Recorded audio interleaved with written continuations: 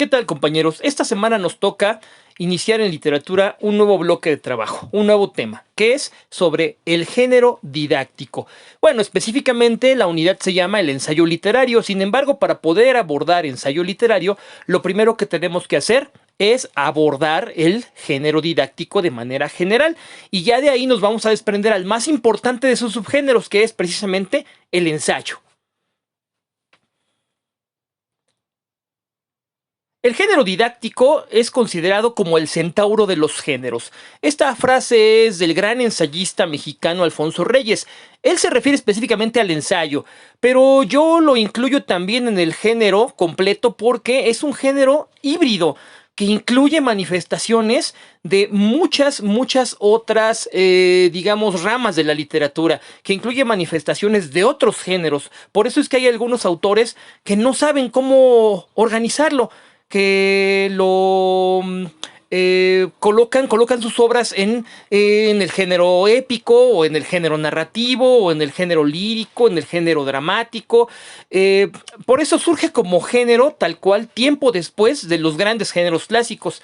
Y como les digo, algunos autores no saben cómo clasificarlo, pero la manera más fácil de clasificarlo es precisamente a través de la palabra clave enseñanza. El género didáctico busca darnos una enseñanza moral o también académica. Y eso es lo que vamos a ver a partir de sus subgéneros.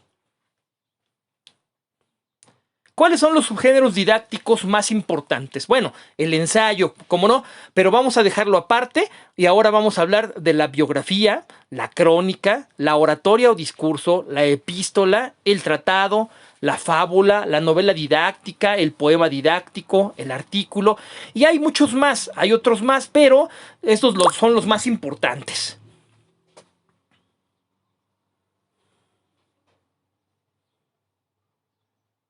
Vamos a empezar con la biografía. ¿Qué es la biografía? Una descripción de vida ejemplar. Es decir, yo te cuento mi vida o te cuento la vida de un personaje ejemplar o importante para que tú aprendas de esa vida y te comportes como ese personaje. Eso es una biografía, o ese es el objetivo que tiene una biografía.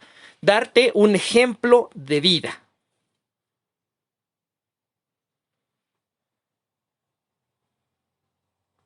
La crónica está súper emparentada con la historia.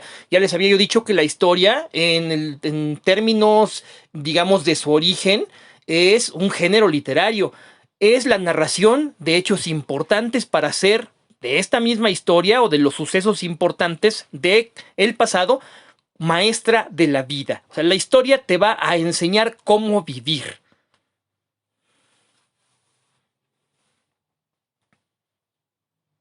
Tenemos la oratoria o discurso, que es un escrito más o menos extenso, preparado para su presentación oral, pública.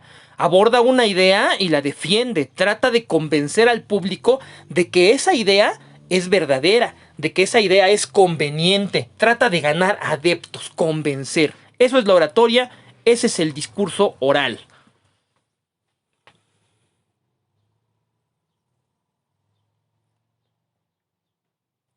Por su parte, la epístola. La epístola es una carta abierta, escrita con elegancia, escrita con arte. Está dirigido a un público real, puede ser a un amigo, puede ser a un filósofo, a un historiador, a alguien bien preparado, o puede ser a un pueblo, algo simbólico, a una idea. Y se abordan temas profundos. Es un diálogo retórico porque, pues si tú le mandas una carta a un amigo en donde se habla de un tema específico, él te va a responder en el mismo sentido. Por su parte, el tratado es un abordaje extenso, completo y profundo de un tema. Está sustentado científicamente y está organizado de forma lógica y jerárquica. Cuando tú buscas un tratado de la materia que tú quieras, tú esperas que ahí se encuentre toda la información suficiente de esa materia para que tú puedas resolver todas tus dudas. Ese es un tratado, algo profundo y extenso. La fábula, que está muy emparentada con la parábola, es un relato breve y simbólico que nos da una enseñanza moral. En la fábula ya sabemos que hay personajes que son animales, que representan vicios o virtudes humanas. En la parábola no, son personajes humanos, pero representan también vicios o virtudes. Cosas que imitar o cosas que evitar en la vida. Son valores. Novela didáctica. La novela didáctica está emparentada directamente con la narrativa y con la épica. Por eso es que hay algunos autores que prefieren colocarla en el género épico, en el género narrativo. Pero nosotros la colocamos en el didáctico porque nos va a dar una enseñanza moral o de conducta a partir de personajes ficticios. Ejemplo de eso, no sé si recuerdan que vimos los ejempla o ejemplum, que nos dicen cómo comportarnos a partir de una historia, de una narración breve. Poema didáctico, es lo mismo, así como la novela didáctica está emparentada con la narrativa, el poema didáctico está emparentado con la lírica. Es una fábula, una parábola, una enseñanza moral o un consejo de conducta que está convertido en una obra lírica. Sin embargo, sigue siendo didáctico porque se centra en el mensaje de enseñanza, no tanto en la belleza del poema.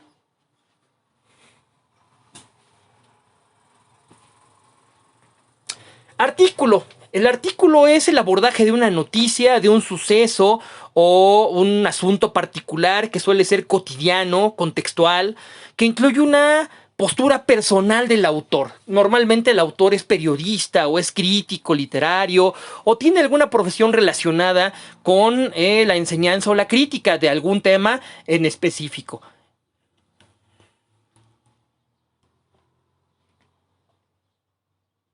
Bien, vamos con la parte importante, el ensayo. El ensayo es la disertación breve que está escrita en prosa y aborda, analiza y reflexiona en torno a un tema seleccionado libremente por su autor. De esta manera, el ensayo es subjetivo porque el tema lo escoge el autor, pero no deja de ser riguroso, está sustentado en la lógica, en la investigación y en la argumentación racional.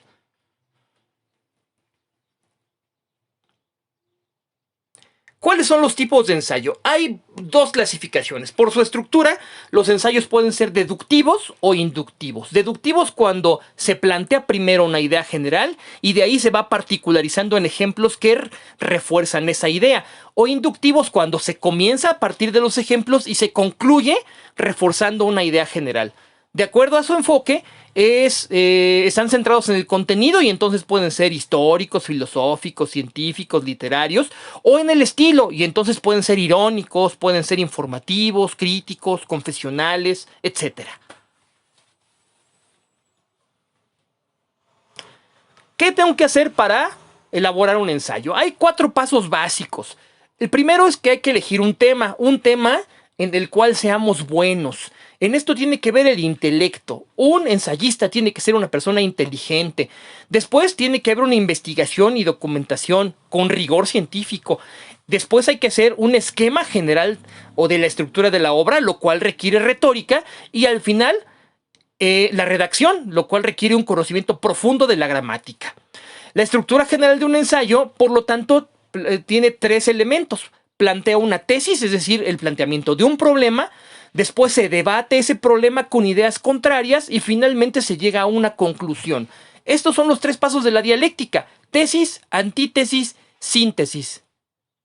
Si no hay planteamiento de problema, no hay debate y por lo tanto no puede haber una conclusión. Pues bueno, con esto llegamos al final de esta presentación, compañeros. Espero que me hagan sus tareas y que en esas tareas me pongan todos los géneros que vimos en esta clase. Así es que, éxito, nos vemos en la siguiente. Gracias.